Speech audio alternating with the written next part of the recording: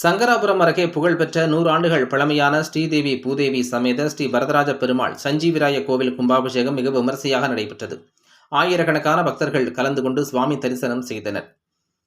கள்ளக்குறிச்சி மாவட்டம் சங்கராபுரம் அருகே ராவத்தநல்லூர் கிராமத்தில் 100 ஆண்டுகள் பழமையான ஸ்ரீதேவி பூதேவி வரதராஜ பெருமாள் சஞ்சீவிராயர் கோவில் அமைந்துள்ளது. இந்த கோவில் அறநிலையத்துறை கட்டுப்பாட்டில் இயங்கி வருகிறது. இந்த நிலையில் கோவில் புனரமைக்கும் பணி கடந்த 3 மாதமாக நடைபெற்று முடிவடைந்த நிலையில் கடந்த வாரம் கும்பாபிஷேக விழா கொடியேற்றத்துடன் தொடங்கியது.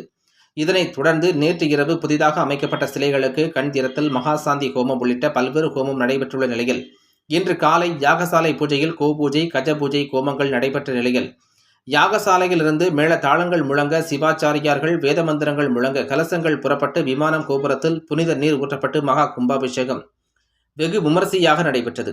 இந்த கும்பாபிஷேகத்தில் சுற்று வட்டார கிராமங்களான மூக்கனூர், ராவுத்தநல்லூர், புதுப்பேட்டை, புதுப்பட்டு, அரசம்பட்டு, பூட்டை, புத்துராம்பட்டு உள்ளிட்ட பல்வேறு கிராமங்களில் இருந்து ஏராளமான பக்தர்கள் கலந்து கொண்டு சுவாமி தரிசனம் செய்தனர்.